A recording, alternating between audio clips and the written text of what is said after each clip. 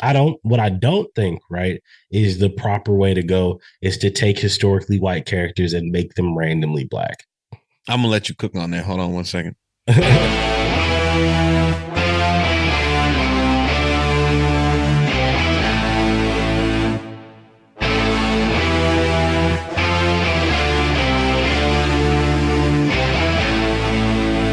What up, everybody? It's the Well-Spoken Token coming at you again with another episode. Ladies and gentlemen, I'm super thankful that you dropped in on the pod today. Thank you so much for clicking the link. No matter what you're doing in your day, whether that's going to work, whether that's leaving from work, whether you're just skipping work all entirely, you want to sit in bed, you want to chill, you want to eat the Funyuns, you want to put your crunchy toes up on your partner and just chill. Whatever you're doing, I don't care if you're being productive. I don't care if you're being unproductive. I'm thankful that you are here with me. Ladies and gentlemen, you know I got my brother with me. Say what up to the people, bro. What's up, everybody? It's Virgil, the world's most invasive and what's the word? Fucking unsatisfiable fucking producer. I see you out here. I made you niggas. I do this. I'm a fucking professional. I'm not though. Nah, I mean, boy, have I learned that I'm not. No, but I mean, when did we didn't sign up for you to be a professional yet, nigga? It's only been 3 years, man. It's been 3 solid. Only 3 years, nigga. Kai Sinat only been doing. I don't know. I don't have any stats. Cool. He didn't have to. He didn't deserve that. He didn't deserve to hear me say his name. Yeah, you really did just give him a good old fashioned strain. No, I think they're good. I think he's a good dude. Well, I don't know. I think what he does is good. I don't watch streams, and I'll never understand niggas that do. That nigga got banned again not long ago, actually. Oh no, not banned from Twitch. Nah, he was having like sexual relations on GTA, like with some like he was having GTA sex. I don't know if it was a real woman. I don't know if it was like in-game situation. Like it was just kind of a thing. It was like, I don't know what he was. I didn't go back and watch the stream because one thing I'm not is a 14-year-old. I'm not gonna go and like watch the stream because you know it's not necessarily geared for 30-year-old niggas. And that's I don't think streaming in general is for like older people. I mean, like, hey, look, that's ageist. I'm not gonna participate. No, because it's just like there's certain shit that mom doesn't get behind. You know what I'm saying? Yeah. Like look, like live stream shit. If Mr. Stage went live, right, and she had the complete ability to jump in that live, Mr. Stage is sick. yes, she would, but I don't think she would go for like the streamy antics. Like if he did like a live online episode, I think you have to come from that age where you're like perpetually online, and I don't mean that in a bad way. No, like you have to come from that age where you're like perpetually online. But that's our. What's weird is that's our parents now. Like that's a lot of people's parents and grandparents, even our stepfather, right? Is pretty much like habitually online because that's where you get information. Like yes, he's consistently reading and things like that, but like he's also habitually online. No. What did I tell you yesterday? Nah, what? Nah, then never mind. This is the time. I'll let it push forward a little bit before I bring it up. I love it when you do that shit, nigga. You start something off and I'm like, oh no. Nah, it's good. It's good. I was telling Villain about it the other day. I was like, hey man, this nigga said something online that like kind of pissed me off. Wait, you're still like followed by him and shit? Like you still have him on your social? Yeah, we're still like mutuals or whatever. He unfriended me forever ago. That's nuts. Yeah, no, we've been unfriended for like a very long time because like he just was not about like when I was very active in like Facebook bullshit and stuff like that. Like where I would spend like all that goddamn time arguing with people online and posting like incendiary shit to have like these fucking discussions and shit. Like yeah, no, we butted heads quite a few times, and he was just you was going back and forth in the comments with our stepfather. So every now and then he would drop some like shade. Damn, drop his name, why don't you? Yeah. Oh shit. Yeah, no. Every now and then he would drop a little shade in the comments, and I would be like, nah. Well, I mean, he's a writer though. And I get it. And so, like, I fine, but I live with you, dog. So I know your dirty laundry. I know your insecurities. All right, let's slow down, champion. Let's slow down. So I was like, no, we're gonna go at it, but we never got like super bad about it. But there were some times where I guess it was just too much, and so he just unfollowed me, and I just noticed I was like, oh, we ain't friends no more, and that's cool. Like, it's probably not the fucking dig that it would be to like somebody else. No, it's different. It's different when he's friends with and you. Villain. Yeah, it's different.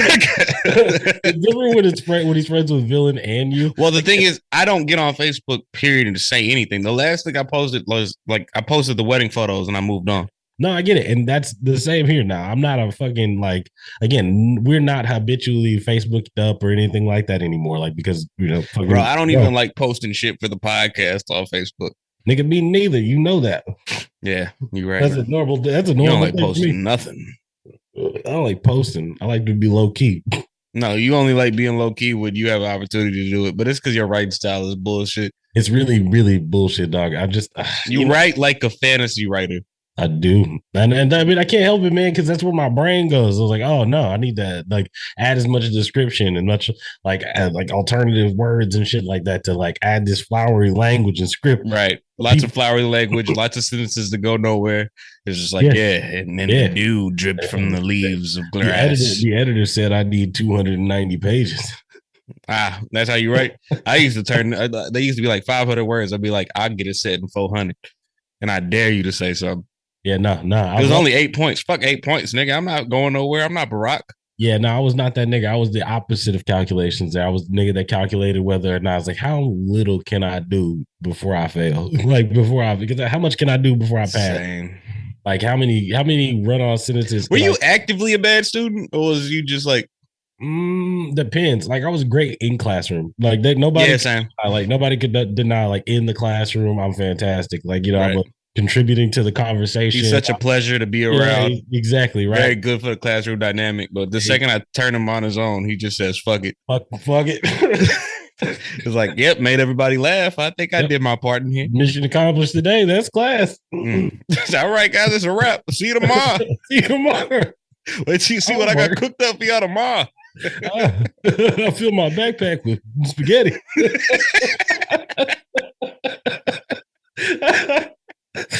Some would say it's fake.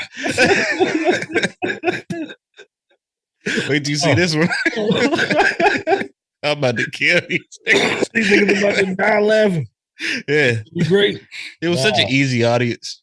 Hell yeah, man. Like, because everybody's captive, nigga. You can't go. That's the best audience. Y'all can't go nowhere. Oh, shit. I'm about to let my shit off. Your last name is too close to mine. We're going to be seeing each other for the next few hours, bro. Yeah. That's what I hate. That's what I hated about, like, fuck. I forgot. Yeah, move on. Nah, I get it. The standardized testing world, like, really did. Oh my god! I was saying it set niggas up to be with each other for the entirety of your school year, right? Because of the way that shit went. Like when they called you for testing, it was all alphabetical. So like when they put you in classes and shit to make shit easier, they just stick your ass with somebody. So if you notice, you grow up with motherfuckers in these same particular niggas. So like again, what I was saying is you might not laugh from like 4th grade to 6th grade, but by the time we get to high school, bitch, you've seen like it's time to. Right, you know me, man. You know what I'm here for. You know what time it is. I'm here for the yucks, bitch. Right.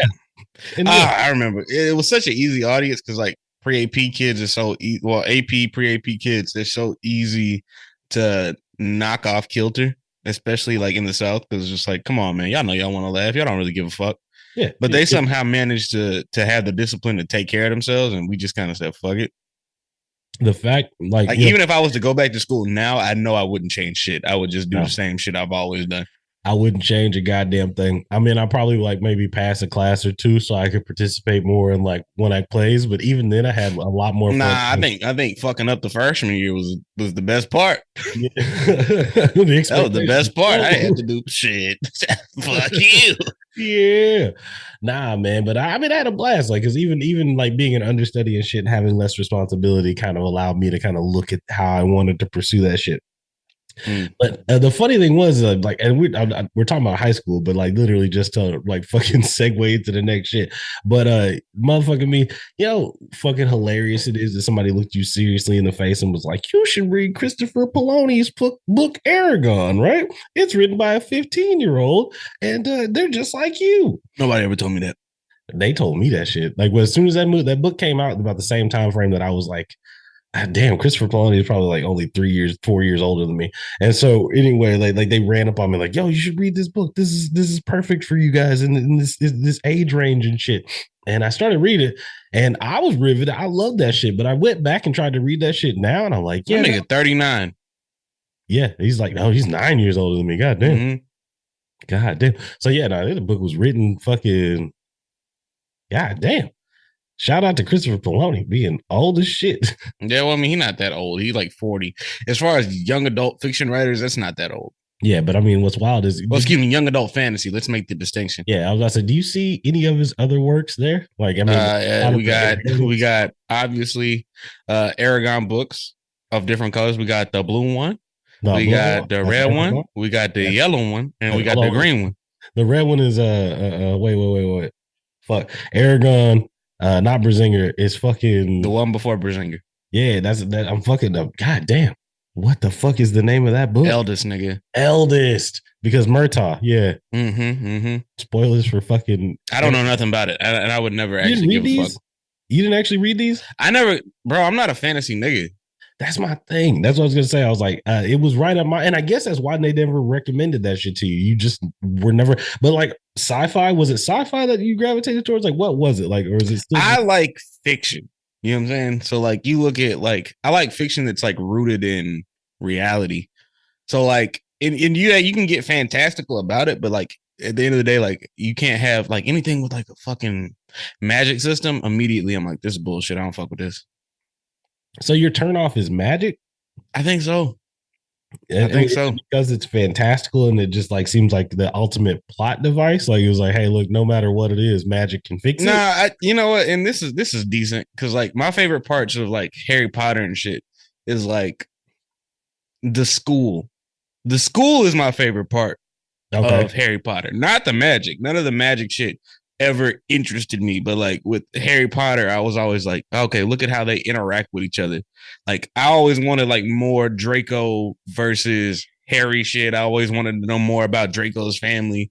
I always wanted to know about Hermione's family. I wanted to know more about them as people than I wanted to know about Hogwarts, or than I wanted to know about the Wizarding World. Which is why you're so excited about this fucking Harry Potter motherfucking series. Right, because you get to flesh out the people in the relationships a little bit more, because like Hermione is probably autistic. I mean, by whose standards? Because Hermione would do like wild shit. She would be all like, "Hey man, I figured out this spell to turn niggas into bugs." Yep, and check this shit out. I decided to use it on Rita Skeeter. Right, I actually bewitched you niggas a couple days ago. Y'all have no idea. I've been using that as like my primary means of communicating. Does that make her autistic, or does that just make her a slight bit of a sociopath? I mean, never mind. No disrespect to anybody that's autistic. Are we disrespecting sociopaths? Because I'm not. I think. Whew. Anyway, I think sociopaths don't have nearly as much sympathy as like other people. Yeah. No, so nigga, you wanted a Weekenders Harry Potter, like you like. If it was like the Weekenders, if we had like a Saturday morning cartoon that was like Harry Potter, I think I'd probably watch it a little more.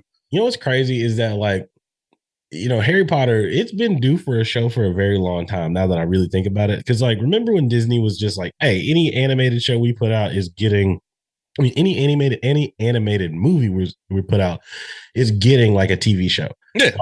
Like Hercules, the TV show, fucking Lilo and Stitch got one, Aladdin got one, the Emperor's New Groove got one. Yeah, and they're all varying levels of like decent. Good. Like some are better than the others, some have better episodes than others. But like we've always kind of pushed for this thought process, or at least some companies have. Like I think I'll definitely say that Disney has. I don't know. No, I'll give it to them because I think they gave a Big Hero 6 show just recently as well. They do. They have one. I thought it was animated. I don't know. I watched Big Hero 6 once a couple of years ago. Really? I've actually seen Big Hero 6 a couple of times, but I have like active small children in my life. So like a lot of rewatching of movies. And you know, they were very much about like Big Hero 6 and shit. Yeah. So and even then I can do Big Hero 6. And I don't know. I don't know what it is about fantasy outside of the obvious that turns me off. Okay, let me ask you a question though, because we look at things like anime, right? You fuck with Princess Mononoke as well, right? Great show. Great movie. And now, is that like separated there by like that's spirituality, or that's like a nature situation rather than like magic? I think that at the end of the day, it's about the relationship, and it speaks in a grounded fashion. Okay, it's like, all right, well, obviously nature at one point is at like a higher level or higher stance before industrialization. So animals being able to speak and being larger, that's completely. Yeah, that don't bother me at all. I'll take animals that can talk. There's The second niggas start walking around, the second I read tunic, the word tunic, I'm like, this is some bullshit. Hold on. Fuck what about the words bracers, greed? No, I don't like any of that. Okay, crossbow. Nope. The only fantasy shit I even interact with is fucking Elder Scrolls, and everything else can go suck a dick. Even in RuneScape, I didn't give a fuck. You're an Oblivion nigga as well. But I'm an Oblivion. Yeah, primarily Oblivion. I've never seen you cast a spell at Oblivion, so like. No, yeah. I don't play fucking spellcasters. I was like, wow, this nigga really. I play thieves and assassins. Sneak Thief is the best class though. Like to play as far as like. I don't give a fuck. Any Elder Scrolls game, Sneak Thief, like because eventually you just walk up on people and they don't even know you're there. Yeah, I think once I try to, because I feel like you know what it is, man. I don't believe in magic. Whoa, this nigga here. Oh shit! That literally it is that you just. Oh man, totally, I think that's it. Totally, you don't believe in magic. Nah, I don't like Game of Thrones either. You got married, nigga. Like you got married, you're in love. You don't believe in the magic of love. If I told you why I got married, it would sound so fucking practical that niggas would be like, man, you're a piece of shit. It's like, yes, I love her, but I also think that I think we're both infinitely more powerful, like married. So yeah, no, I mean, y'all are a power team, like a power. Yeah, we're a power couple, man. That's my wife, man. You know, shout out to her. She put a ring on it. Ring on it. Yeah. Nah, man, but that's crazy that you don't believe in like magic. And like that's what you do. Yeah, nigga, I do. I really do. And like so in a young girl's heart. Shut up, nigga. Where the music will bring her, wherever it starts. I don't know the words to that song. And the feeling is right. Yeah, all right, whatever, nigga. God damn. Nah, man, but nah, I truly, I do, I guess, believe in magic. Even since I was a little kid, I've always been like, man, I think I might have like mutant powers and I'm just gonna. No, that's different. I think, oh my God, it's because I don't believe in magic. Not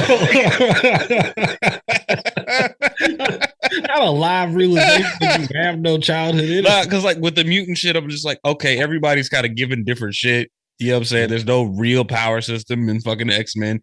So like whatever you have is what you fucking have. There's a weird Punnett square. Depending on like relations and shit. It's not always very. I'm not saying there isn't, but there's no distinct power system. There's no like, I'm out of mana. I can't teleport no more. I'm tired. I can't teleport. I'm fucking exhausted. My cells will not do it anymore. Yeah, that's probably it. Like that. Ki is different because ki is like natural energy. So like anything that utilizes ki, I'm like, that's not magic. This takes time to build, and I can train myself. But I have a finite number, or like with chakra. Chakra's not magic to me. Nin is not magic to me. Okay. All right. I'm not gonna say it is magic because again, these are power systems that have been very well versed. They've been heavily talked about, so I can't necessarily argue that they are magic. Motherfucking stands. That's not magic. But that is a manifestation of your fucking of your fighting spirit. Well, shit, fighting spirit. All right, so wait. So you're wait. Let me ask you something. All right, come on, is not magic. Divine blessings, right? From what? Like God. I don't fuck with anything that's got gods in it.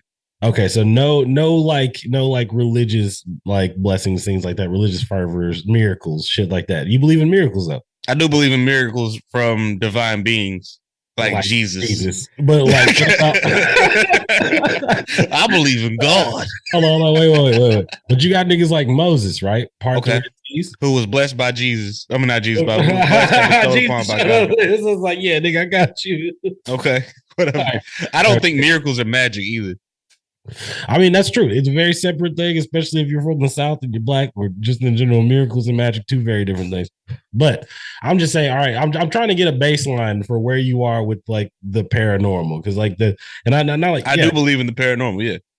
I mean, I say paranormal just because like if we're talking about magic, like I'm not saying that it's outside the norm. I can't say that it's like fucking supernatural, but I can say that it is paranormal, maybe. Yeah, like that's a just straight up magic though. So this is why, like, and so you don't fuck with Game of Thrones, but Game of Thrones is literally all about the people. Like the magic is so soft, it's ridiculous. Like, but it's so much rape in there that I can't fuck with it. Yeah, it's okay. Look, okay, that's one of the reasons why I don't fuck with Berserk as much as I want to fuck with Berserk. Yeah, there's a lot of rape in there. There's not, I can't deny that it's got a lot of heavy shit in there, and I get that. Like, I get being able to like having to shy away from that. Did you like? I don't know, man. I broke my cherry like on a lot of you're on a lot of like visceral shit, right? Like being younger and being like, oh, the BME Pain Olympics, I gotta watch this, or like the fucking. What's that got to do with magic?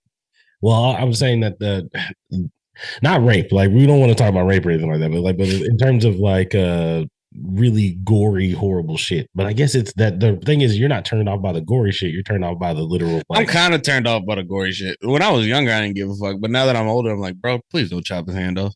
I was trying to watch Kick Ass the other day. I'm like, dude, why the fuck? Why is niggas doing so much? God, man. Yeah, no. And reading Kick Ass is fucking it's rough, bro. It's real rough. I think so. Sexual shit that isn't rapey, I can deal with. Yeah, I mean, like gory shit that isn't just like outright slitting people. I think if you don't touch any arteries, we're fine. Yeah, all right. So you chop a hand off, cool. Chop a leg off, cool. Stab somebody, cool.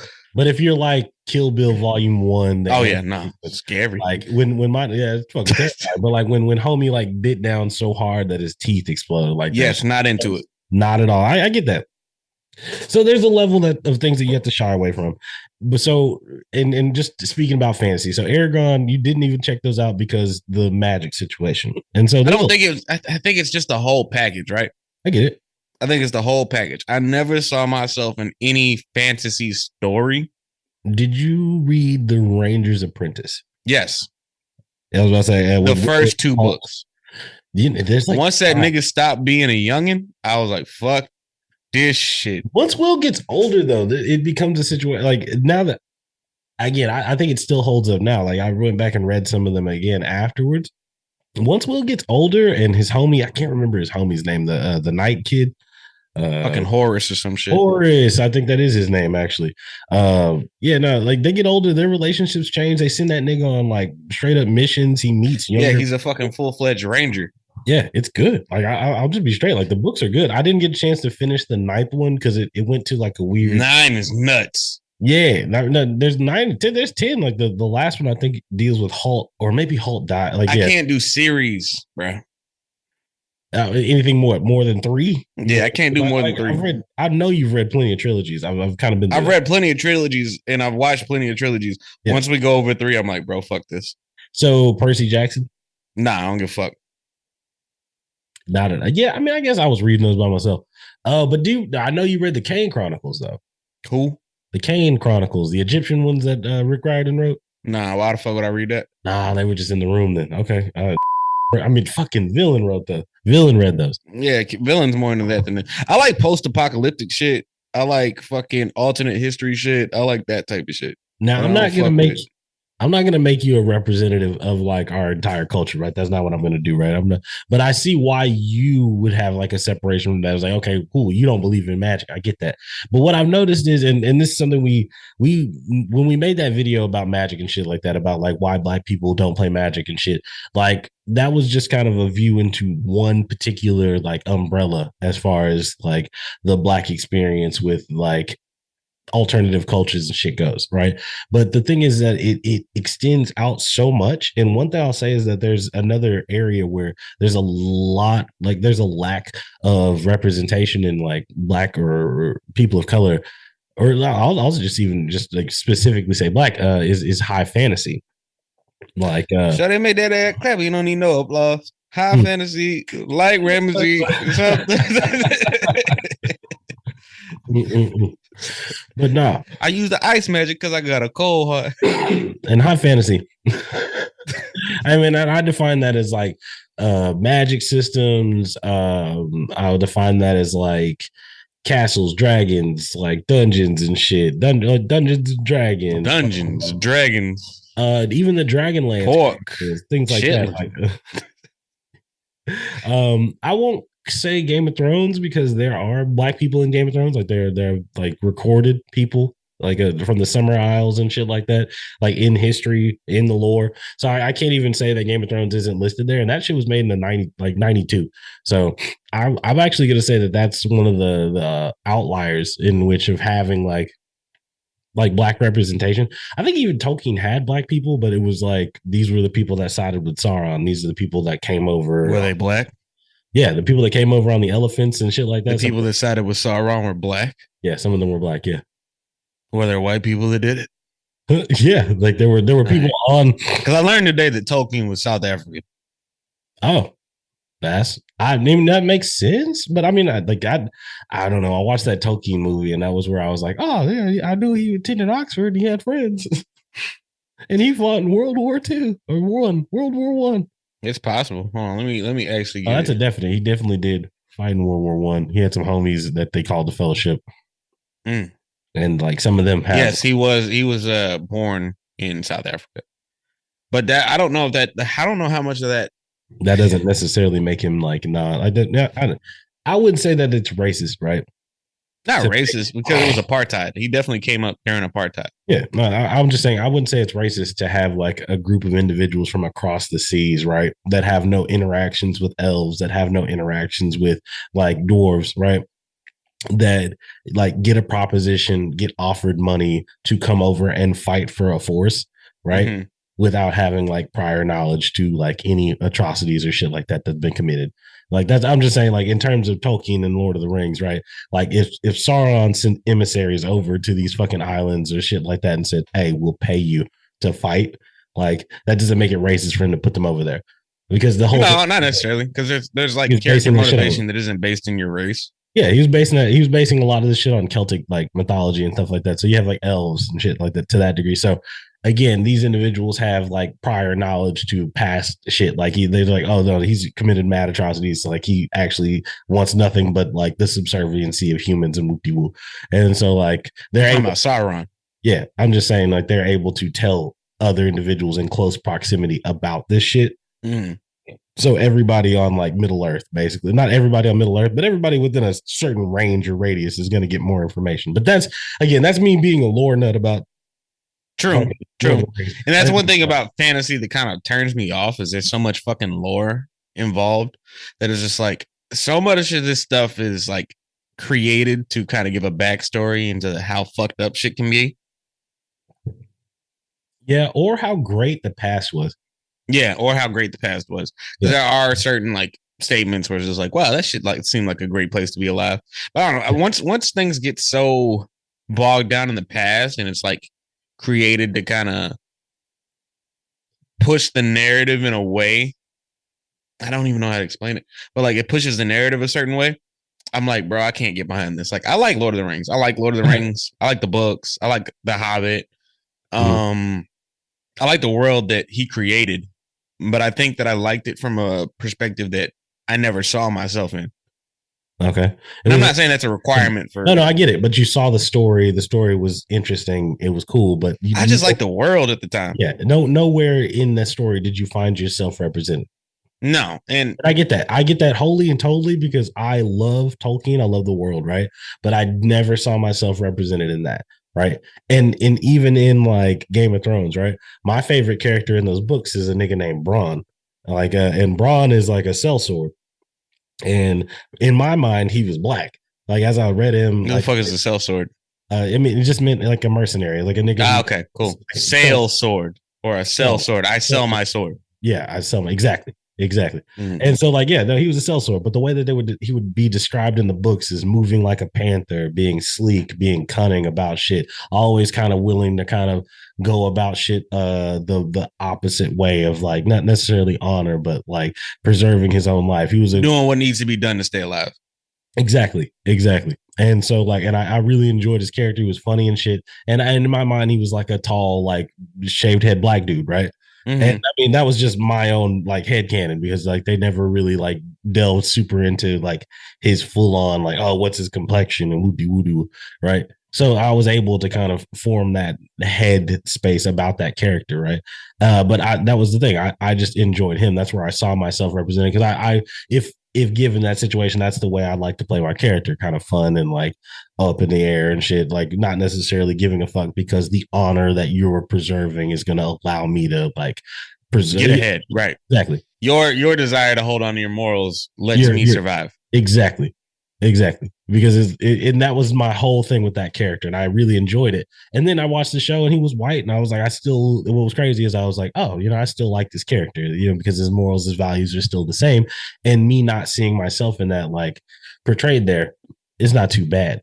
But I realized that, like, oh wow, like I don't think there is a high fantasy character that was black that I could really just like go in and say, oh yeah, no, I really enjoy that character, right? Like I had to look deeper into folklore and different shit like that from like Africa to get to shit like Anansi the Spider, to get to shit like fucking Papa Midnight and shit like that. Where right, like, but those niggas, they don't wear armor and they don't like swing the funny sword, or they don't like. No, Anansi the Spider has like 6 arms and fucking. Like, I think tricking with, people like with a property like the Sandman, right? Like I know we talked about that not long ago, but like with the Sandman, like yeah, I think what draws me to Sandman and a lot of Neil Gaiman shit is that it looks at everything from a universalist standpoint. Like the Dream, the main character of Sandman, was black in a previous life.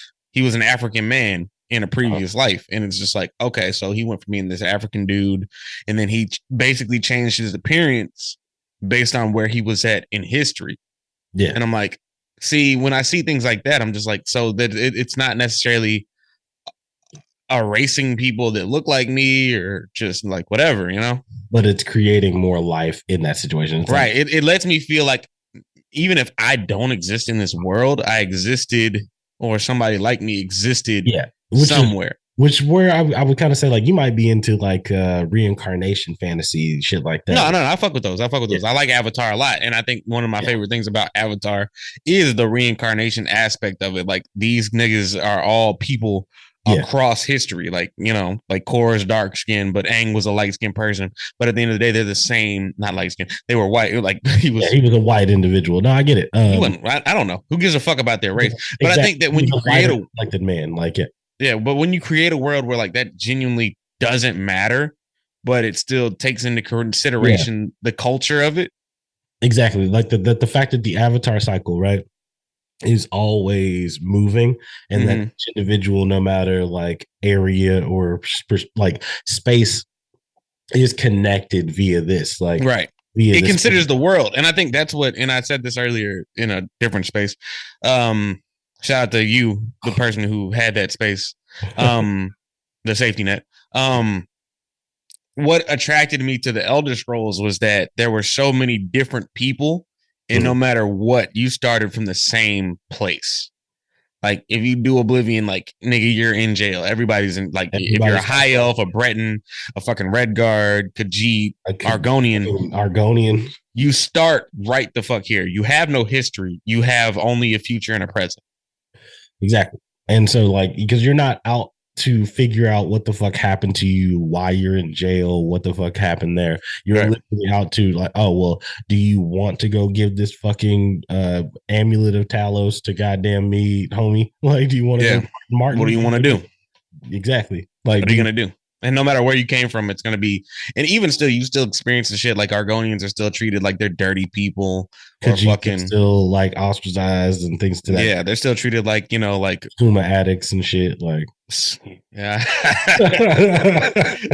Oh, that shit, moon sugar. Yeah. What I wouldn't do for a spoonful of moon sugar. Must have been the wind. Yeah, that's how you know you played Sneak Thief, nigga. I did. I was sitting up there. Fuck. Must have been the wind. Wait for the close. I'm sitting in that bitch. Once I was able to turn that bitch sideways like that, boy, I was in that bitch like dropping these woes. Yeah. From yards away, I was a sniper with this shit. It was ridiculous. I'll knock your little ass out, nigga. But that's what I like. That's what I liked about a lot of these things. Like I'll buy into the system if I feel like this world exists beyond what's being presented to me. Okay. So I'm gonna say something because I'm trying to think. It's a podcast, so yeah, I would hope you'd say something. You shut the fuck up, nigga. You're hilarious. You're fucking funny. Isn't it better when it's not live? Of course. All right, keep going. Of course. Nah, I was trying to think of an anime that is magic. Fucking Ranking of Kings. I don't like the magic aspect of it. I think that's really sloppy, for real, for real. And I think that I like Ranking of Kings for Boji's story, and I like Ranking of Kings for like the different races in there. Once we get into certain shit, like anytime we talked about the Giants, I was like, bro, shut the fuck up. I don't give a fuck. So I'm gonna recommend something. That's a shitty fucking story, low key. I mean, I would say it's a shitty story, right? But I would say that there are some areas where I'm like, oh wow, like some people are going in for no reason. Now, mind you, Mirage, what the fuck? Miranjo, yeah. Miranjo's story is horrifically sad, right? Like it's pretty fucked up what they did to Homegirl. It's really bad. Like it's really sad. The fact that like this 1,000-year-old nigga was just like, yeah, nah. But I don't know. Like I don't ever think it got to the point where there was like romantic feelings for the situation. For which situation? For Miranjo between between who and who? King, what you call it? King. No, there was definitely romantic undertones there. What? Yeah, what? Sick bastard. I don't know about that. Like, yeah, I don't know about that. I don't know because like she went right to his like her son jumped on the. Yeah. No, that's because she's a sick bitch. But whatever. I mean, she never got to have the childhood, so technically, I don't give a fuck. So by that token of understanding. Okay, so Ranking of Kings, you feel like the magic is sloppy because this. Yeah, no, I was going to recommend something that our uncle actually got really into while he was in prison. The Dresden Files. Mm-hmm. Now, how do you know this? Because that was one thing we talked about when we went to visit him. We went to go visit him when he was a trustee out there. Remember he was working with the hogs? Mm. He had to work with them big ass hogs. They were like fucking big as a car, damn near. Like yeah. And it's crazy what you took from those visits and what I took from visits. But please, nah, it's crazy. I mean, like I also remember Reese's peanut butter cups when we visited Papa. I remember. Oh yeah, for sure. No. I am still of the belief that like vending machine pastries taste better when you're in a like visiting room. It's true, man. Like the jailhouse pastries, way better. Way better. Whatever y'all deliver there is not what gets delivered to us. To be currency, they have to be better. Like this. I honestly believe that like the taste of being able, like the taste of outside. I think the outside air. Yeah. With like. Yeah. Freedom. The air of freedom really fucks up the taste of a big Texas cinnamon roll. Big Texas cinnamon roll. God damn. That nigga speaking to my soul. That shit. But yeah. Now, like when we went to visit him, when he was a trustee out there, we got to talking, and I was telling him that. Don't call my uncle a trustee. He was. Be careful. I know he might have been, but hey, man, be careful. Be careful. Be careful. It was like 7 years. Ain't nothing wrong with being a trustee. Oh yeah. Once you're 7 years deep in as a trustee, I guess that's different. Privileges and shit. Like you won't have to fight anymore. He was huge at the time. Yeah, right. Yeah, no, it was like he was a snitch. Hell, it meant he got the privileges, but. Like I was telling him that I was getting really into like fantasy novels and shit, and he was telling me he was getting into chess and shit, and that's where he was like, he kind of told me like how he was playing chess and that we had to play again. And honestly, when he got back, he kicked my ass like up and down the way. I was like, oh yeah, jail niggas can play chess. Like I'm not good at chess. That nigga is really good at chess. He had maneuvers and shit. He's like, this is a castle. I was they like, know they understand strategy, man. Yeah, I was like, that's how I learned how to castle. I was like, that ass. Like he got back and kissed my ass. But I was telling him, I was like, yo, like I'm reading the Inheritance Chronicles. And it was written by a 15-year-old. And it was like, he's like, nah, man, you got to get on this. I've been reading the Dresden Files. And it's about like, it's a modern day, right? And it's like a city like New York. And there's this nigga named Dresden, and he's a wizard. And that nigga, he solves fucking cases and shit.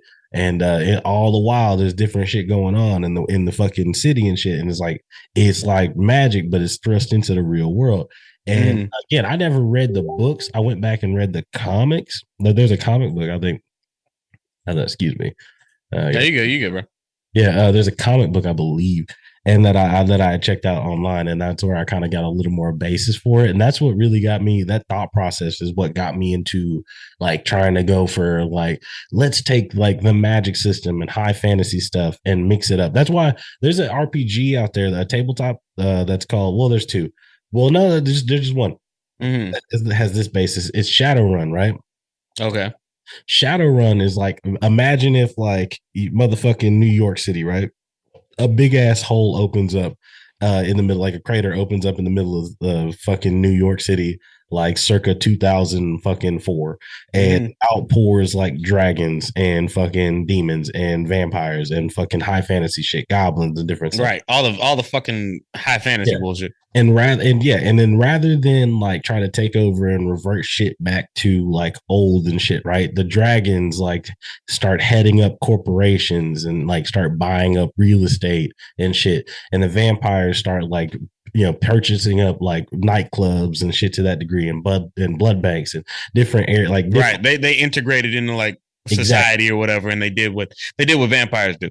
Yeah, exactly. They do what like vampires do. And so suddenly magic becomes a resource that is readily available to the public because these creatures can grant these things. And so suddenly it becomes a thing of like, well, how do you react? Like the thing that Bright was trying to do, like I don't fuck with Bright at all. No, I mean I get it. Like that was a very universally hated like situation. Even though I kind of enjoyed it from like a D&D thought process, it was very much a fetch quest with like an unlikable NPC. It's just being Will Smith's character or what? Nah, the fucking the orc. Nah, the elf chick. I don't know. I didn't. It's highly unlikable, horribly unreasonable, and then you got these two kind of dunderhead players characters that are kind of like, I'm a gunslinger. Yeah.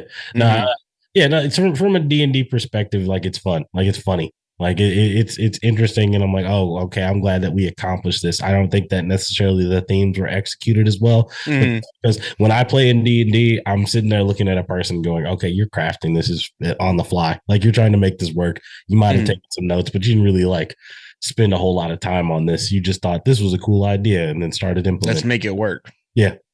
And that's exactly what I kind of feel like there. I feel like maybe Bright off the cutting room floor is probably better. Like maybe like the original screenplay. I would love to read the screenplay for Bright because I think that maybe there's like more interesting shit that happened that they were just like, no, we need more chases. Do you feel like Bright was an opportunity or like a chance to try to bring fantasy concepts into mainstream media?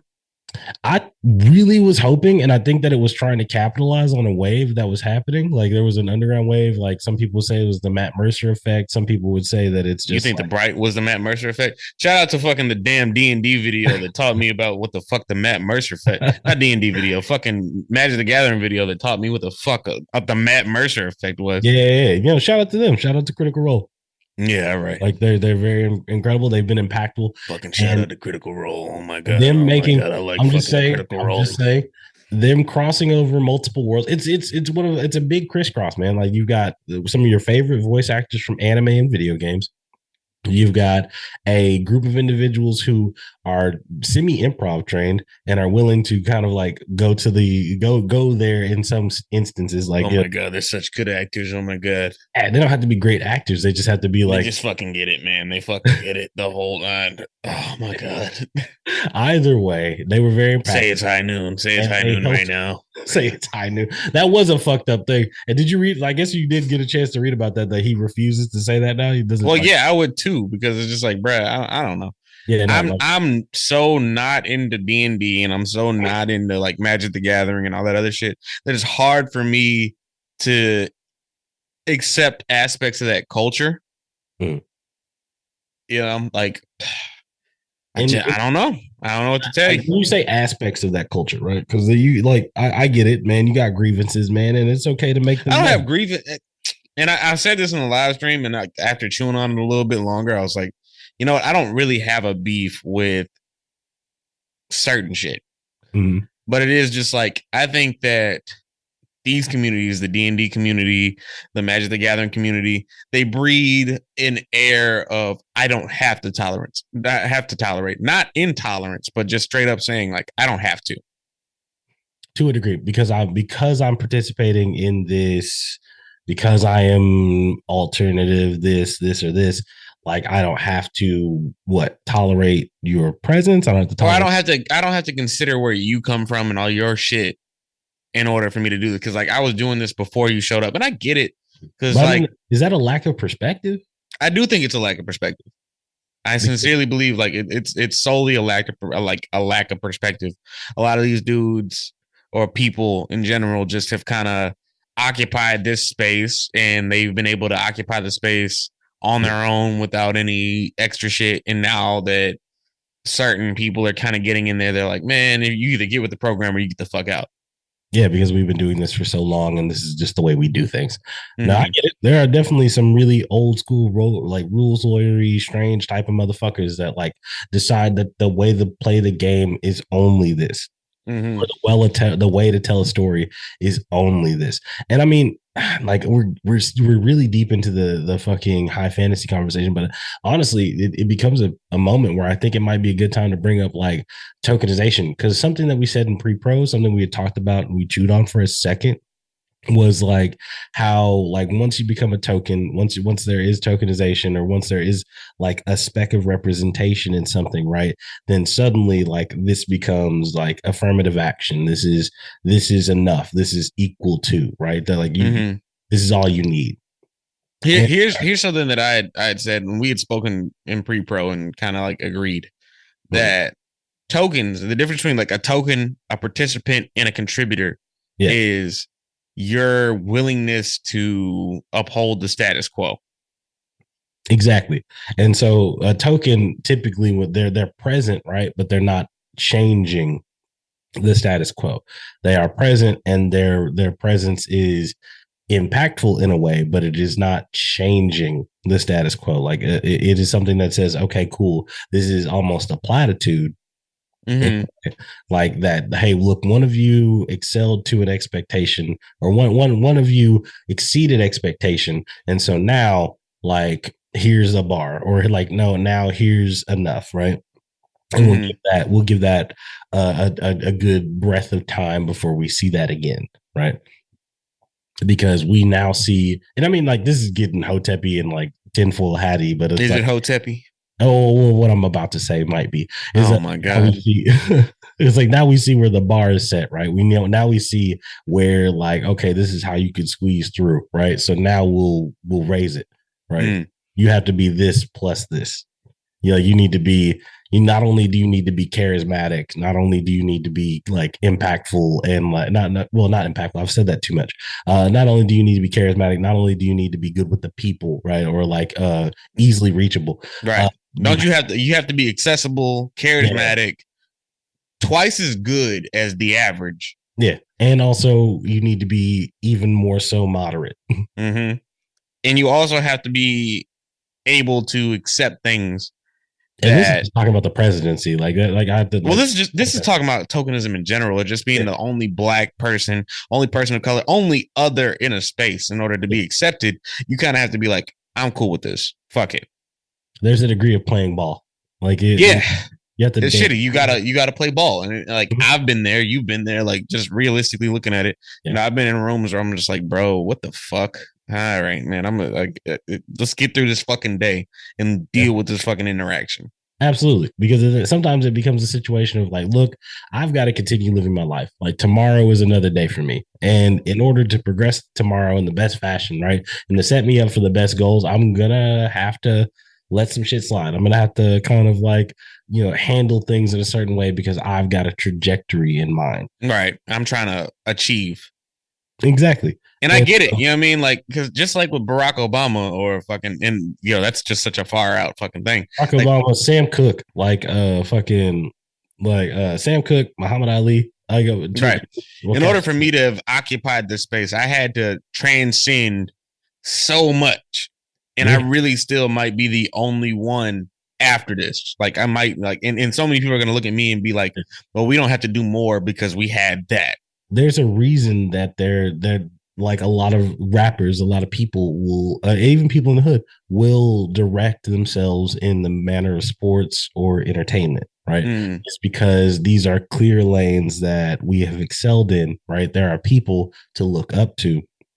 And even business, because like I'll say this now is that like I'm not saying that black people in business is the most flourishing thing in the world, but it has increased. Black entrepreneurship is very high right now. Black business owners, black CEOs is very high, and I mean higher. I won't say well, very. it's higher. It's Yeah, higher because like calling it very high, even in respect to the population, is just is like a platitude. Like it's literally like kind of shitting on like how much more work we need, how much more we could do, how many more of us could be put on like to these kind of not even put on, how many more of us could achieve these things. Right. Yeah. And it's not even like it was achieved, but it wasn't like yeah, you became the president or yeah, you became this. But like, did you make it easier for the next guy that's like you to come in behind you and do it? And I think yes, in Barack Obama's case, yes. Absolutely. Absolutely. And I think that because the thing is that what he did was amplify the fact that like, okay, well, we can be accessible, right? Like there's no such thing as an angry black Obama. Like that's not there can't be an angry black Obama. That's a thing of jokes. That's why there's an anger translator. That's why that joke is dumbass sketch. Like I'm just saying that's why that joke is funny, because there can't be an angry black Obama, because there was no way he was going to feed into that particular stereotype of the angry black man. That was not going to be the thing that put out there. So you don't. One thing is that you can be agreeable as fuck, right? But you can also hold your own beliefs. It's very like, and also fighting through multiple scandals, bullshit. Like that wasn't actually like even applied. Oh, where's your birth certificate? Like what the fuck? Like, but it's the type of shit that you run into. Like that's just going to be normal presidency shit. I'm trying to say, once you like, so that's the difference between a token, right? Like is a person that like upholds the status quo, but once you cease to be a token, like once you make it easier for the person, like once you become a contributor or whatever, right? Once people that's what I was gonna say. The next stage up is like, you said we've got token, contributor, and I don't fucking remember. Because there was a third one. It might have been participant. Yeah, I don't know. You were really good. Like that was a really good setup there, and I wish like I was like, I really gotta fucking remember exactly the order. But so once you move out of that and you start actually contributing, right? And then I think like maybe you're a participant. No, I think participant is the goal. Like you're trying to, and that's so fucked up. No. To me, contributor is the goal, right? Like I said this and I applied this and people respect this. And now people emulate what I've done. Okay. So, and I'll say that. Okay. So like God damn, I hate to use the word. No, well, fuck it. I'll use somebody closer to home, like Donald Glover, right? I think, which honestly, not a bad example. Well, I was gonna say Jay-Z initially, but then I was not Jay-Z. That's a terrible example. But please go on. Like Donald Glover, this is an individual that participated in multiple fields. Like he's got comedy, writing, and then also he's moving into acting, and then in music as well. And in every step of the way, I really feel like he's opened doors for people like him, people of the same color. Like even right now, people like us, bro. At the end of the day, like if there was no Donald Glover, I wouldn't feel half as empowered to do half of the shit that I'm doing. Like absolutely now. Not.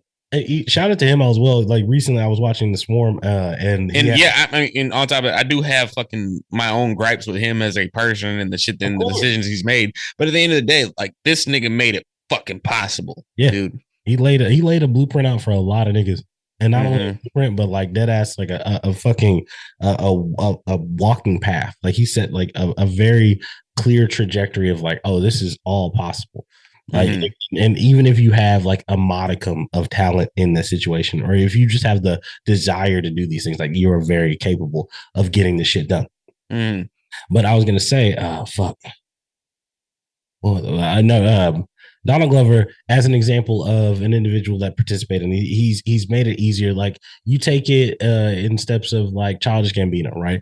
Like I implore you to go before Childish. Oh, okay, like Derek Comedy. Yeah, I implore you to even go before that. Oh shit, like NYU, like I think that one, you have to take his upbringing in general, right? Because I think that a lot of people. Thank God. Shout out to Donald Glover for being very open about where he comes from, right? Like you take, and I don't want to gush too hard because like I got my complaints about the nigga. Again, But we're gonna gush like it's actually a perfectly good time. Here is the time frame, because rather than like just using this, oh, this is why I got my name, blah blah blah. right. I like the albums. Who do like this is actually a profile on the individual. Like Yeah. Donald Glover autobiography. Yeah. And as a person, like we followed him not from the beginning. I won't say I followed him from the beginning, but I followed him closer to the beginning than a lot of people. So I see pre-rise, like pre-rise before the rise. Yeah. You know what I mean? And I think that his trajectory kind of lays out sometimes what can be considered like the best case scenario for niggas like myself, like yourself, like niggas that come from where we fucking come from. You know what I mean? You got a fucking Jehovah's, like a kid raised in like very religious household. He's got foster multiple siblings, raised in a big family, taught to love individuals, whether that's full blood or not. Right. So you set the values early. Yeah. You know what I mean? And five to a bed at the toe. It's a good night. Like that shit hit. Like my nigga, I get it because I've been there. Exactly. And so like when you have that, right? You have a family, right? That is very like, let's say sharing, because like what I'll say is that like what I love about things like Awaken My Love, right? He's like, this is dedicated to my father, right? And this is the music that he grew up on, right? Is that it showed that Donald and his dad, like they listened to music together, like there was a show, like a share of like culture between the two of them that was really like important to him. And like that his dad, I followed his dad like all the way. I followed his sister. Yeah. I never followed his sister. I don't know. Yeah, Brie Glove. Well, should I put her out? She's got a fucking Twitter, I think. No, but I thought it was so cool that I was like, oh, I can trace that. There's them. And then he brought his brother with him. But my bad. Go back to the beginning. Shout out Steven, man. Shout out. Yeah, Steven deserves his flowers too. That nigga's writing credits are just. He wrote the new House Party movie. Yeah. Like parts of it. Piling up. That nigga's with LeBron fucking James. Yeah. LeBron James. But no, just like taking that in consideration, like his upbringing and where he started, like poor black neighborhood, also like working through GT classes, possible. And then not only that, like we think your son's gifted, we want to like add like we want to put him in these particular programs and things to that degree, and having these feelings of like being the one black kid at school or being the one black kid in like class. I don't need school really. But like, just being like the black kid in class that. Yeah, I'll think it's funny and want to touch my hair. Like think I'm weird. Yeah, like that's whatever you want to glean from the lyrics. It's just like you grew up in like a situation where you were often the only black dude in the room, and what kind of comes with that being the only black dude in a fucking room. How that influences you, what like how you choose to like present yourself in certain areas and places. Understanding how you have to present in order to be accepted. How your interest can vastly differ from some of your peers because of the fact that like you're in your environment that you're in, like even in not to suck the nigga dick or whatever, just like to expound on like the headspace that comes with like I'm the only black dude in here and I feel rejected by my own people. What does that do to you for a spell of time? Every white you're not black enough is you don't have to keep quoting fucking lyrics. I love it, man. I can't help it. It's the thing. Get off his nuts. I can't help it. And to continuously put that out there and make it such a forward process, like forward part of your journey upwards, right? Is that like at no point do I feel like, well, not at no point, but in that early time frame, right? Derek comedy and shit wasn't super racially motivated. No, because he was a piece of a machine. Exactly. And so like it was a troop of individuals, right? And so there were time frames where like he would play a particular like the drug dealer character, but the drugs are like fuck it. What was it? It's like I got these I got a Jay-Z that you can see. I got you. Yeah, you like hip hop? That was it. Like or like even the fucking one where like he was the guy who had his arm surgically attached to his back. B-boy stance, nigga. Yeah, B-boy stance. Or even the shit. Oh man, can I say that? You fuck No, that was funny as fuck. But that wasn't your words. That's his words. No, but I'm still bleeping it. That sketch. I feel like if that sketch came out, it'd be like, oh, he's a piece of shit. But it's just like, hey man, like we're in a sketch comedy group in the early 2000s, like in the mid 2000s. This is the comedy. This is how it. We have a black guy in the troop, and he's willing to like put this stuff out there and come even that personality kind of helped you get signed on with like Community and co-signed by a dude like fucking Dan Harmon. I think he's a great rep. The original portion of Troy's character is that he is a football player, like that. He was originally supposed to be white, but we decided it was you. It was like, oh, a black guy could be a football. And that can be a positive thing or a negative thing, depending on how you look at it. It's just like, oh, you know what I mean? A role that was originally meant for a white dude got gave to a black dude. But also, like, he killed it. You're the type of black dude that we can give a white role to, you know? And then even progressing, like he got more serious with his music and he started writing his own shit, etc. He even got to a point where they gave him a fucking Deadpool opportunity and they just took it away from him. Yeah. I mean, but that's the kind of thing that kind of comes on the table and comes off the table a lot because the licenses like jump around so goddamn much. Say whatever you want to say about it, man. I mean, it was going to be on FX. And I'm sure it was because Disney bought fucking Marvel. I'm sure it was. But also, Sony still owns Deadpool. Do they? Yeah, that's why, because Deadpool from Wolverine Origins is why Sony still has Deadpool and why Deadpool is separate from the Marvel Universe. I believe that. That makes sense. Yeah, it's like literally Ryan Reynolds' Deadpool from fucking Wolverine Origins, right? Allowed them to keep the character. And so they had it for a certain time frame. Ryan Reynolds was like, we should just do a Deadpool movie. And they did it. And it was like, oh shit, now they're making a third one. And the thing is that with the talks that happened with Spider-Man, right? Because again, that's another Sony product. With the talks that happened with Spider-Man, it opens the door for us to be like, oh, okay, well, let's do a little bit more. Now, I mean, Deadpool 3 is going to be like, Wolverine status shit. Like that's who knows? I don't fucking know because I've been very uninvolved in the whole. Hugh Jackman returns as Wolverine in the Deadpool 3. Yeah. But I don't know. The thing is that you can say that, and it's funny to put him in the trailers and things like that. But he also might be in the movie for like a few seconds. Brad Pitt was like listed as a character, like listed in the cast list for Deadpool 2, and he was invisible. I believe that. Yeah, no, it happened. Like he was in the. I believe it. I'm not saying that it didn't happen. I don't know, man. I look at dudes like Donald, and I look at dudes who are trying to transcend that, and it's like, wow, Donald really is the first that showed us that you can kind of transcend it. But like he still has to battle that mentality, like not mentality, but that perception of being the token black guy in a lot of these situations. What I'll say is this: I guess the first token that I can really record, but I'm looking at it like, if you look at like music, right? Like originally, like a lot of the hip hop origins come from a lot of nerdy motherfuckers. True. And so Wu-Tang niggas was nerds as fuck. Like coming through like your friendly neighborhood Spider-Man, like Inspector Deck, like yeah. There's a lot of nerd culture that happened in that, like, and there was a connection that happened between Wu-Tang and alternative spaces, right? Like the fact that Wu-Tang was because they did that Rage Against the Machine tour. Yeah, that's what I say. At a certain peak, like they were touring with Rage Against the Machine, it was showed that there was a definite crossover. And even with Rage Against the Machine, who were my favorite band for like a solid 4 years. 4 years? Yeah, I was gonna say it was a good long while. Even now, like if you started playing Rage Against the Machine at a party, I'd be like, nigga, I know these fucking songs all the Go with this out on the raised fist, a witness to the slit wrist when I move on to 92. Oh. I'm like, nigga, do you even know what you're talking about? You're rapping about socialism. You've never even voted. Listen here, Dak De La Rocha. Zach De La Rocha. Yeah. That was my nigga. I was over there caping for Mumi Abdul Jabbar. Never met the nigga a day in my life, but I was all like, free that nigga, man.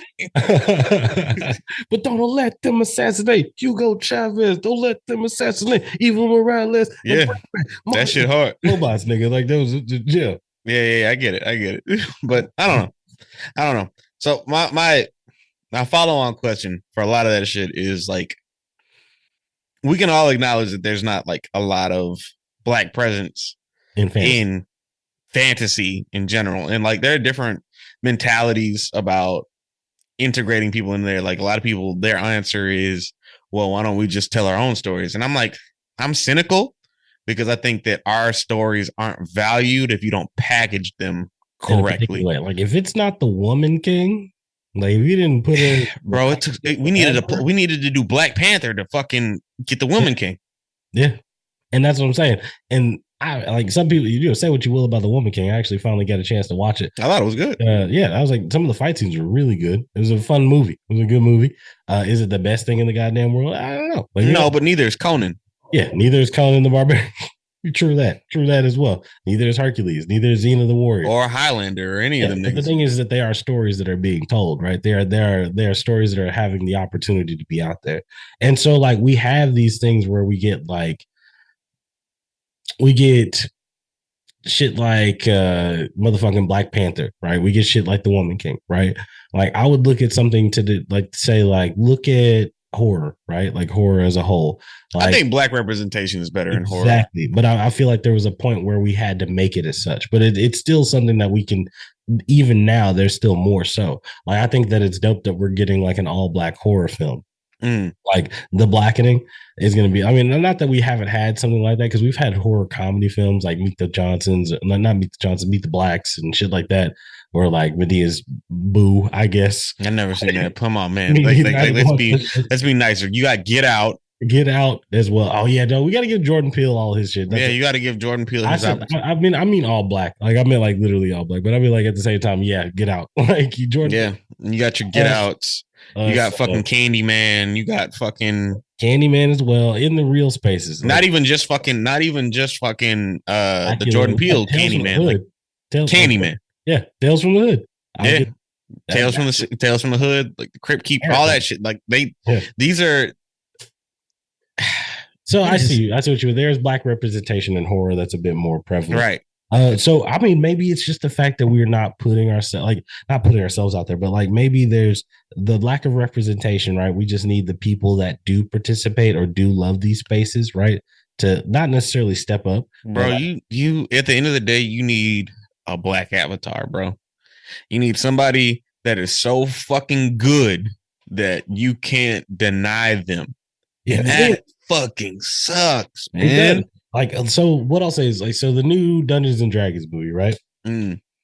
I still haven't made a video about that. And I need to, but the new. Wow, you got time today?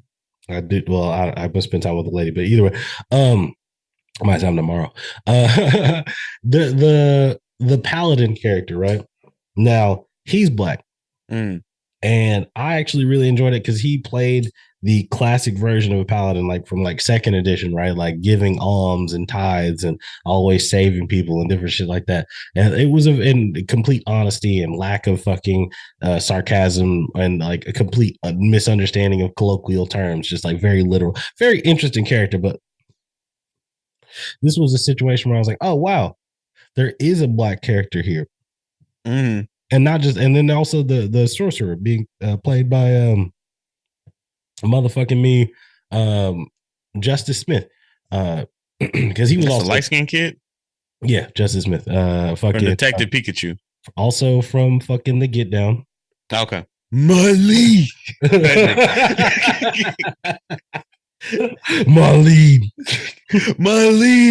buttercup, you're my butterscotch princess, my lead.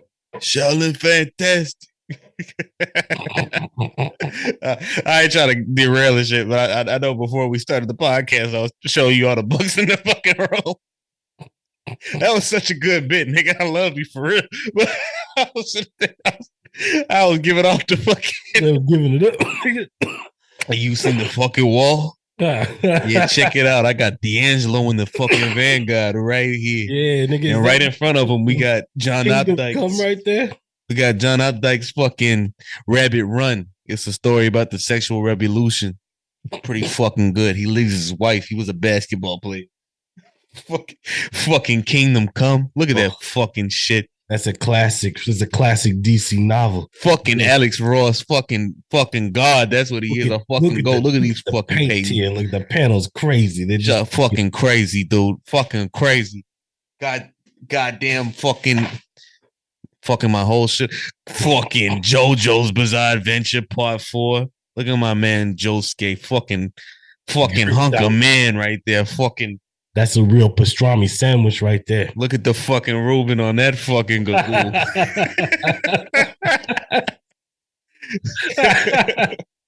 The fucking Fooly Cooly. What y'all fucks know about the fucking Fooly Cooly? The omnibus. I'm so fucking serious. I got that shit fucking tatted on me, bro. That shit fucking serious. Honest for life, man. Engraved in his skin. Damn. God damn, boy. I got the fucking Half-Life. You can't say Half-Life. You got the fucking Half-Life strategy guide right here. Half-Life 2. That's a piece of fucking history right there. That's a piece of fucking history right there. You fucks don't get it. You fucking ungrateful mooks. Gordon fucking Freeman walked so you bitches can run. You wouldn't have no fucking Halo without no fucking Half-Life. With no Half-Life. No Master Chief. Fucks. No Mass Effect with no fucking Half-Life. Wouldn't have no fucking Mass Effect, no fucking Halo, no fucking nothing. I used to fucking run up the Hoboken. Hop on the fucking 9 train. Boy, I was on that motherfucker for hours. You don't fucking get it. Fucking motherfucker. Get it. It smell like piss and fucking cock in there. Fucking got Kanye. He got me here doing the intro, motherfucker. So won't you raise your glass? But yeah, my bad. I got distracted as fuck. Nah, it's cool, man. I'm glad that you did the room intro, man. You need to go ahead and let people know what's happening, man. Just in case. You don't need no Easter eggs, motherfucker. We'll let you know what's out there. Yeah, right. Fuck, but what was it? What were you saying before that? Oh no, updates on that. Blah blah blah. We got into Donald Glover and how he's kind of a prime example of an individual that like started off taking his token experience, building from there, and then making it easier for individuals that lived in that tokenized space to eat. And so, like, I mean, like that's literally what I'm doing, right? Like, that's literally what we're doing right now is like eating on the tokenized experience, which is kind of crazy. That sounds bad, but like that. Yeah, it sounds bad, but it is what it is. You gotta you gotta use your life to fucking live, nigga. You gotta try to subvert it. But yeah, you do got to use your life to fucking live. But dude. I was gonna say, I mean, like, the thing is that we can talk about it until we're blue in the face, but like the solution, right? Like the solution to where do we go for like blacks in high fantasy, right? And you look at things like what I don't think, right, is the proper way to go is to take historically white characters and make them randomly black. I'm gonna let you cook on that. Hold on one second. I like piss like a motherfucker. Hold on. Yeah. You want me to hold or you want me to? Yeah, I mean, you can cook if you want, but I don't want to come in and you say something I don't agree with and I'm not able to fucking retort.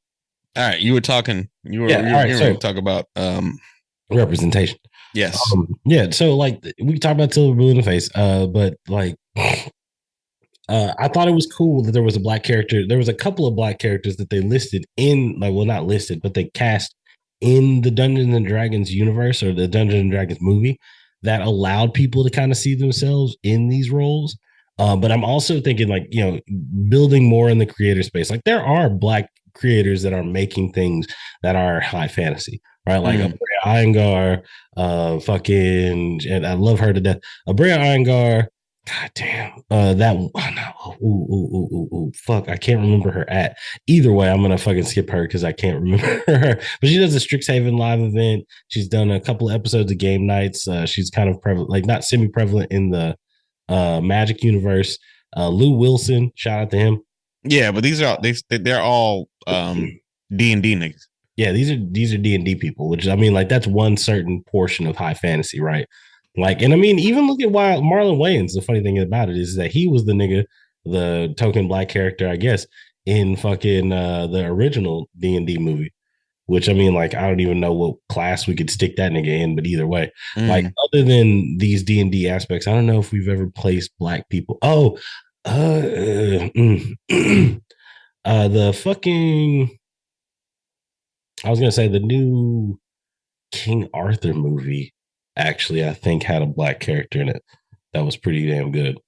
That was the one with Charlie Hunnam in it. Yeah, King Arthur: Legend of the Sword came out in like 2017. Who was in that movie? It was but Jaimon Hunsu played one of the a character in that. It was very good actually. One of his right hand men. I thought that was pretty dope. But I think that the more and more you add like these characters, not just one particular character, I think maybe if we could get one good high fantasy movie with like a black cast, or like maybe a couple of good pieces of like really interesting content of like high fantasy, with black characters. It'd be cool. But like I think that some people get so wrapped up in the thought process that medieval means like no blacks unless they're slaves or unless they're like or it has to be foreign. historically accurate. Yeah. And I'm like, why does it have to be historically accurate when people are like slinging fucking fireballs and fucking electrifying people from 30 yards away? Who knows? And that's what what I know. I think that's one thing that people are married to. I think that if you say fantasy, a lot of people assume that you're talking about fucking like high fantasy or fucking medieval type shit. It's gotta be like knights and dragons and shit like that. And yeah. And yes, you can have that, but we had Moors, we had all types of other ethnic groups that were involved at that time that could be represented. That's what I'm saying, like things like shit like Shadowrun, like or Dresden Files, where you take things that like magic and you or even the game I play this from time to time. It's called Urban Shadows. It's another game that's very much like that, where like it's divided off into factions. The paranormal live amongst the normal, or Underworld, right? Like, but Underworld, I think it's less magic and more like genealogical mutations and shit. But they're to a degree, like you start mixing that kind of stuff, and it's not far fetched to add magic to it as well. Agreed. I think you were bringing something up earlier that I'm trying to see where you're going. About changing characters to fit the black. Sorry. Right before piss break. No, like I don't think the way to go is to take historically white characters and change them to be black. Like sometimes that's really interesting when you take characters that it doesn't matter. We've spoken about this. Like if you take a character whose race doesn't matter, right? Or like I take a character who's like whatever, like we've never even really thought about what race that character was, and then you make them black. It's whatever, right? Because it's a situation where we didn't make a weird conscious decision to say this character's black now. Like Wizards of the Coast. Like recently, fucking, they're dropping a Magic, not a Magic, they're dropping a Magic the Gathering set that is Lord of the Rings based, basically, and that in that printing of cards, they're making a depiction of Aragorn as a black man, and like some people have a lot to say about that. Some people have like mixed and very negative feelings about that shit. And for me, I'm like, it's weird. It's weird, but I can understand it, right? Like from a lore perspective, right? I'll kind of come at like from this. I mean, I know that I think there is a description of Aragorn that does list him as kind of like pretty much white. But, he's descended from people from Numenor, right? Numenor was a fucking island.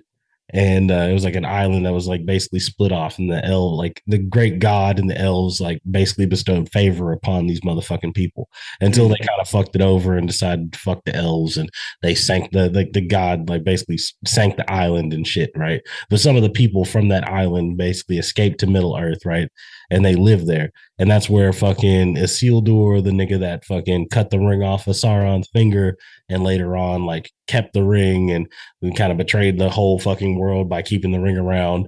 And basically Aragorn's like heir, and I mean not heir, but Aragorn's fucking ancestor and shit. They're all from Numenor essentially. And because that's an island, I'm like, okay, well they could be darker skinned people. Like it doesn't necessarily. Well, I mean, I would put it more in the same realm as like Australians and shit, right? Yeah, because it's just like it's not like you're native to the island. It's more like you guys got there. They did migrate to that island eventually, yeah. But they were on that island for long enough to have multiple generations there. Okay, all right. Which I guess I don't know. Yeah, but I'm saying that like the skin color could change. Like I mean, over time, people's color can darken depending on like how fucking close you are to like the equator of the yeah, but that doesn't change your genetics though. No, it doesn't. I mean, it doesn't suddenly make you like dark skinned, curly haired, I don't know how I feel about it for real, because like I grew up with white Aragorn, and the only Aragorn I'd ever seen was the Lord of the Rings Aragorn. So I'm very attached to that depiction of him. No, but I also acknowledge that like this is a story that's going to transcend time. Like I learned about Lord of the Rings from my mom, and she learned about Lord of the Rings before the movies came out, Yeah, she was a book fan prior to. Yeah.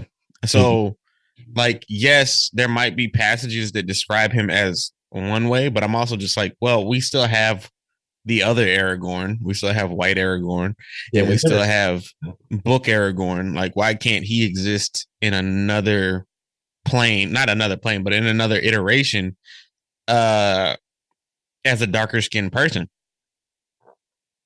No, I get it. Like, and that's that. I don't think that there's a problem with that thought process, right? Of like, hey, look, because like comic books, right? We can have multiple iterations of a character. There's never been a problem with making this person of a different race, right? Like with Aragorn or the people, like the only thing that's strictly stated is that they be men, right? Yeah, like that they be like not men, but I mean basically they're human, right? they are human. Yeah, yeah, yeah. Or human adjacent. Exactly. And because humans have different like races, because the humans have different fucking I mean maybe yeah They're different complected different. You get exactly. different iterations. Yeah, you got different types of humans. Yeah.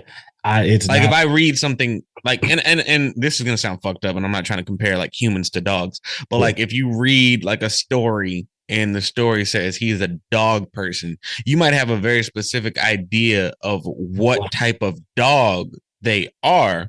yeah. But when the movie comes out, you're not gonna be all like, well, I always saw fucking this character as a cane corso and not as a fucking manual. yeah. And I mean, it's not necessarily the same, but I think that with fantasy in general, like they're not bogged down by the same cultural issues that we have today. You know what I mean? Like, why I fuck with the Dragon Prince so hard. I do fuck with the Dragon Prince. Like what I'll say is that's such a great fucking Dragon Prince is so fucking good. Yeah, it's a fucking fantastic. I mean, it's written by Aaron Duramo. That's his name, Aaron Duramo. Same niggas that did Avatar. Yeah, exactly. And so again, these niggas just again acing it, doing a fantastic job. Because look, this is a situation where there are so many races. There's a black king, and none of it is super pertinent to like the story, other than the fact that the Sun Elves are at war with the rest of like the rest of the regular populace, right? Like this is the big deal there, and it's not even a thing about like racial situation. Like it's not because it's because of like land. It's a situation. It's territorial more than it is like by race. And I'm not saying that like in just inherently like adding something black or adding something that is multicultural to things that are fantasy always just feels like it's so political. Like if you create somebody that's black in a fantasy or in an established fantasy, people are like, well, why did you make him black? It was like, well, to be honest, because he could be. Yeah, this is where he could very well be black. It's not a situation where in my world there's no fucking systemic issue with him rising to power, right? There's not there are multiple people of his complexion in this world that live perfectly fine. He just happened to be one of the most honorable. He just happened to distinguish himself on the battlefield. And so and we're never gonna get an opportunity to like take from page to reality like in a perfect world. You know what I'm saying? We're not going to be able to perfectly mirror the page description to somebody in real life. You know what I mean? Like even in fucking like Henry Cavill probably doesn't look like the fucking Witcher. That nigga's jawline is yes, but like naturally speaking, no. No, the way the girl like kind of described, no. And honestly, originally when they said he was going to be him, I was kind of put off. Right. And like I get it. You know what I'm saying? But even if like Harry Potter was black or some shit, I don't know how much I would really care. Yeah, finding out that Stanley was black in Holes was a whole different world for me. Like Stanley could be perceived as black, yes. No, I mean, but he is black. I don't remember those passages. Yeah, no, you find out he's black by the motherfucking second book. I mean the sequel. In fucking the one with what about the fuck is that? The one about armpit. Yeah. Yeah, basically like one of the things that we're kind of is he black or is no, he's not white. There's basically those. Well, I mean, hold on 1 second. Let me look that up. Because Stanley Yelnats, his family is from a different country. Yeah, no, there's no real explanation of who he is or what he does or like or well, excuse me. There's no real explanation of like what he looks like. He's kind of just like every team. Yeah. I don't know. I was gonna say that. Let me be more specific. Let me not say Stanley's black. Let me say that Armpit is definitely black. Yeah, Armpit's black, but I think he was described as black in the books. Yeah, Same for X-Ray and yeah. The other people. Which is why it was okay to hire somebody like fucking Shia LaBeouf to play Stanley. And because like Zero is like a direct descendant of Madame Zeroni, who was already described as black, like it makes sense that they're black. Like it's important to the story that he's black or whatever, right? But I like my mentality is like if it's not important to the story, like if you tried to make Magneto black, I'd be mad. Yeah. Because like Magneto is Jewish. It's true. And we've had this conversation before as well, where I'm like, oh, it'd be cool to see. But at the same time, I see what you mean because of the fact the character historically is Jewish. But it'd be interesting, right? It'd be interesting for me to see if they tweaked the backstory to be more so related to black thing. Like I would hate it, right? I would hate it if it was something as contrived as like one day the cop was going to shoot him. Like, and yeah, right. That would piss me off. Like if you specifically tailored his backstory to be about a black man, yeah, that would kind of piss me off. But I'm also just his story was kind of like semi-tailored to be a Jewish male. Who for Magneto? Yeah. That's different. Is it? Yeah, because it's the Holocaust. Yeah, no, I get it. Specifically because of the Holocaust, he has to be Jewish. It would be bad. It would definitely be bad if he made it like some cop like shooting or some shit like that. True. Yeah, that would piss me off.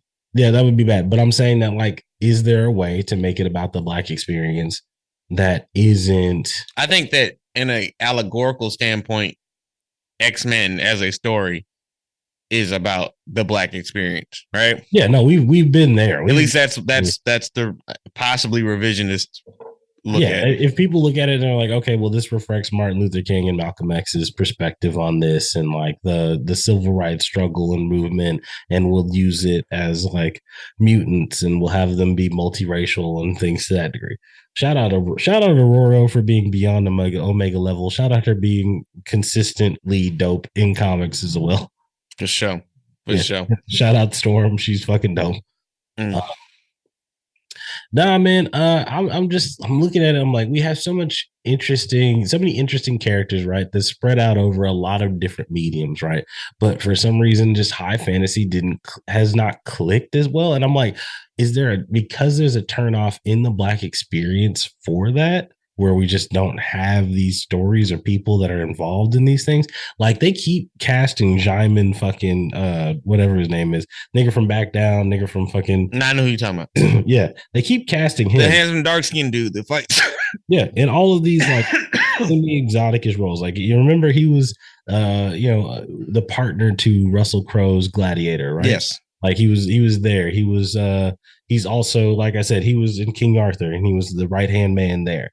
And I feel like there was another black male that was always cast in kind of this role of like the secondary person in some of these like things. I can't remember. No, they got him out there, but I think that one of the things that we need to, and I don't speak for all black people, but one of the things that we need to divorce sometimes is like the need to have the quote black experience represented in stories. And more so just be like, let's have the representation of black people in the stories on a fair standpoint. You know what I mean? Like, I don't need the black American experience reflected to me through Lord of the Rings. And I don't need the black American experience reflected to me through Harry Potter. But seeing myself represented in this. Right. But the thing is that seeing yourself represented in something, man, doesn't that also contribute? Like, isn't that also tied into your own experience, like in the past and stuff? Yes, but like, yes, because like I don't see myself in every black character that's placed. No, and I see myself in a lot of white characters and Asian characters. But what I'll say is that there are some times when it's done really well, like Fire Force, right? Mm-hmm. Like, I love the shit out of Ogun from Fire Force. Mm-hmm. Ogun is dope, even though like he has basketball related powers. It kind of like bothers me a hair, but I'm like, also fuck it, he's black, and we acknowledge that he's black and he's not from Japan. Like we acknowledge that he likes basketball. Like, okay, cool, that's perfectly fine. And then you take niggas like Charon, right? That's another nigga in Fire Force, black.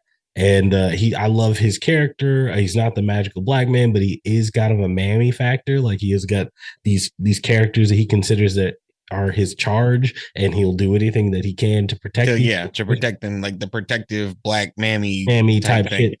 And like, yeah, that is there, right? But also these characters are dope. And I find like myself, like I see myself in these characters. I find myself adoring these characters and being interested. Like those just an example of time frames where I'm like, okay, black character here. True. And I think that you can reflect black, quote, black values in them, like from a cultural standpoint. But if you look at a character like Tosin, right? Like in Bleach, like absolute ass. Fuck like, Tosin. Fuck Tosin. All my homies hate Tosin. The poor bug nigga, right? Yeah. And we discuss how bad like that is as well. But I'm like, damn, we take like the one nigga in the show and we make him a fucking like bug and a traitor. Well, that's because he's kind of a fucking, what do you call it? I don't know how to explain it. But basically, like, I look at Tosin the same way that I look at like Judas and the like Uncle Tom. Yeah, like Judas and them, like fucking all them type of guys. I look at them the exact same way. I'm like, hey, he's a fucking traitor. He's not somebody that I need to fucking look at and be like, I want to be like him. And I think that one thing that we all have to like look at and interrogate and just like think about, right? Mm-hmm. And something that I've kind of like told some of my white friends or non-ethnic friends or whatever is think about Halloween. Okay. Like think about, who am I gonna be for Halloween? You know, like me, I've always been like, I don't think I can be this because I'm not white. I can't be Spider-Man, even if he's wearing like head to toe fucking superhero garb. I can't be him because Peter Parker's white. Mm-hmm. I can't be Superman because Superman is white. So if I show up to somebody's doorstep and I'm just like trick or treat, somebody looks at me and I'm fucking whatever, I don't want to walk away thinking like, oh, well, there goes a fucking little black fucking Superman. Yeah. Or I can't be Batman, or I can't be this, that, or the third. It's just like, bro, sometimes you just got to think to yourself, like, I just want to give black kids or like kids that don't look like me somebody that they can be for Halloween. Yeah. And I mean, so, and as you were saying that, I was like, that's really interesting. Because I'm like, there are areas of opportunity, right, to write some of these stories, right? But because of and I can't say just because, but in part due to like social conditioning, in part due to like systemic shit, like some people don't feel empowered to like try to tell these stories. Mm-hmm. Like, think about this: like Black Superman, right, is Steel. Right. Mm-hmm. And it's a nigga that swings a hammer and his name is John. But how many of us knew about Steel when you were 7? But but I'm just saying, that's what I'm saying. Not many of us. But what if, right? Mm-hmm. This is where I'm like, okay, Superman is a Kryptonian, right? Krypton is a planet. Okay. That means that there are multiple areas of that planet. Not everybody on that planet is white. Yeah. And even in like the Young Justice show, like Zod is black. Yeah. And I was surprised at how cool I was with that. But that's what I'm saying. It's like that because of the fact that Krypton is a whole fucking planet, and some of those people from that planet might be black, right? That their physiology is still affected the same way under as a Kryptonian. Yeah, exactly. So they suddenly, you could definitely have a Black Superman story. Or what if you told the story of a different family that shot their kid to Earth, right?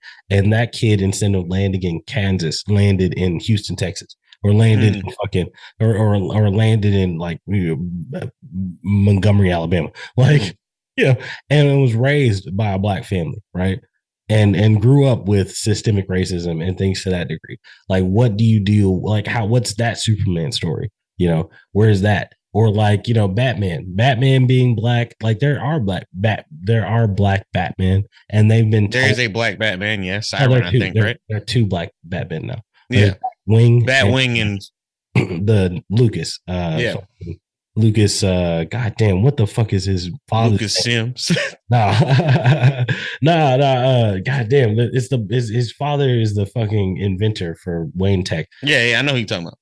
Either way, Lucas, maybe it's not Luke, it's Lucas. Either way, I don't know. No, Carl Lucas, that's fucking that's Power Man. Luke Cage. Yeah. But I mean, there are opportunities for this, and like, not to say that we want to see Black Superman, right? But like, what's the Superman experience through the black eye, right? Mm. Like that's the kind of thing where like, And okay, I think there's a lot of room for that. I think that would be a cool story to tell. I just don't think people would let no, somebody and I tell that. mean that's what's wild is that we have so many variations. Like recently, like one of the things I found, well, I was searching for pretty hard is like the Earth 2 novels, the Earth 2 graphic Mm. novels.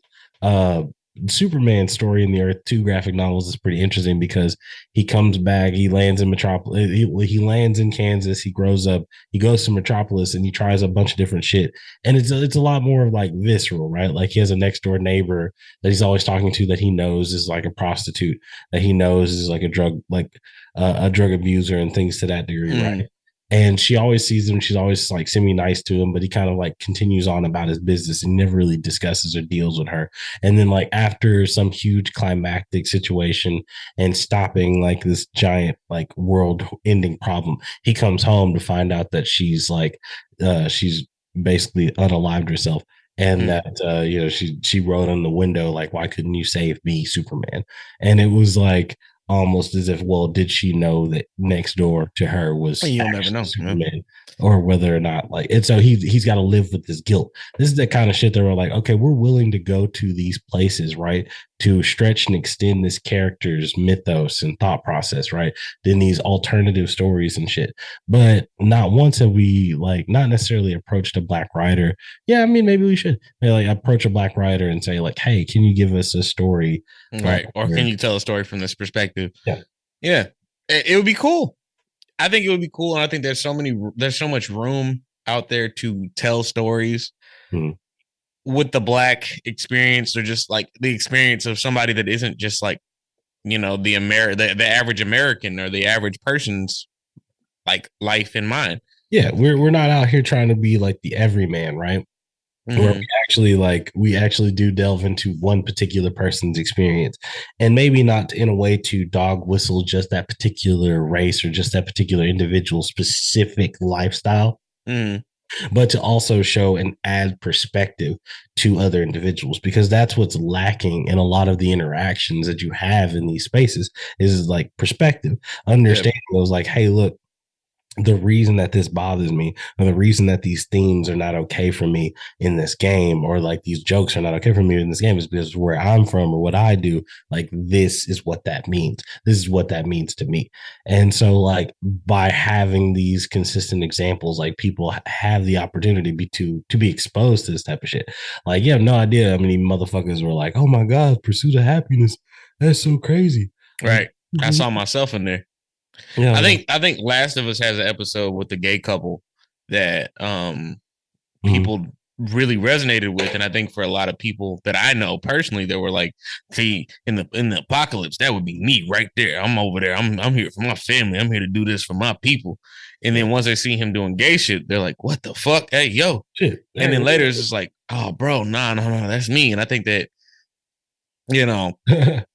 being able to take that experience and be like, "That's me." And I'm cool with it, Yeah, if it was me, and the thing is that you can find love in all the craziest places, and that like it was never a situation of like, oh, only these type of people, right, end up in these type of situations or in these type of relationships and shit.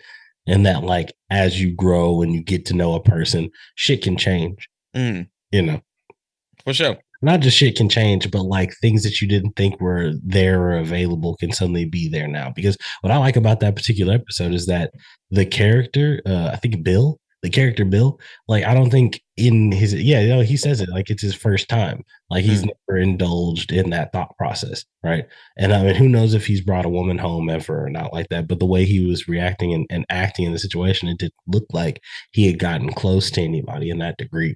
And so it's very like, it's super real, like the way that they kind of like build their relationship and shit. And like it's a very like Oscar and what the fuck, The Odd Couple. Yeah. That's not spaghetti, that's linguine niggas. Fuck me. Yeah, Felix and Oscar. Very Felix and Oscar type situation. where like and I remember like having like a very conservative, well, not conservative, but like a right leaning director, and she kind of being like, hey, I know that they You kind don't of have to play him gay. yeah, you don't got to play them gay, but they can be gay. Mm, You don't for have sure. to. Yeah, in the same way as like you don't got to play them black, but they can be black. Yeah.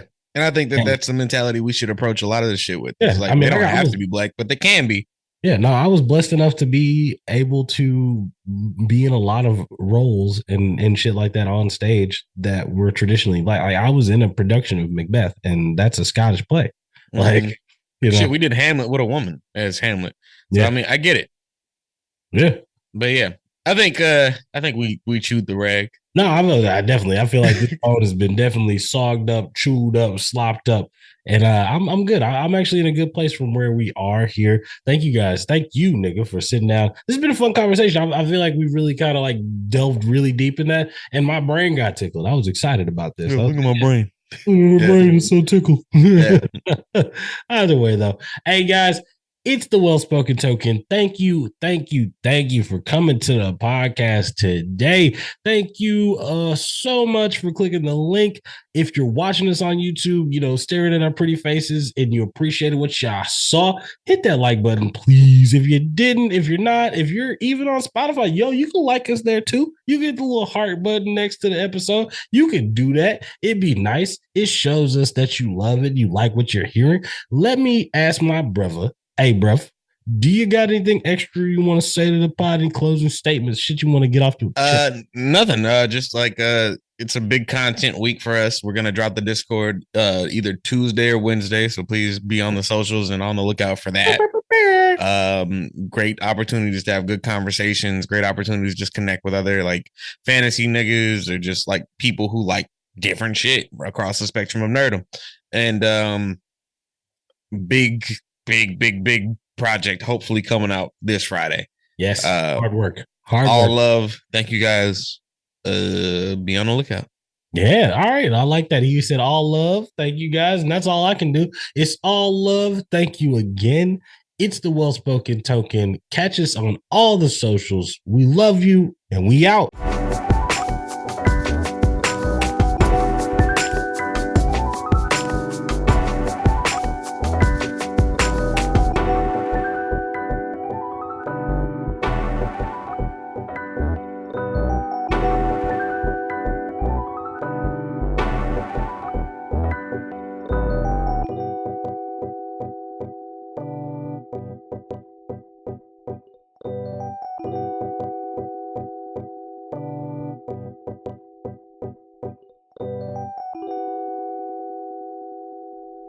I'm not retarded though. It's just like I don't know.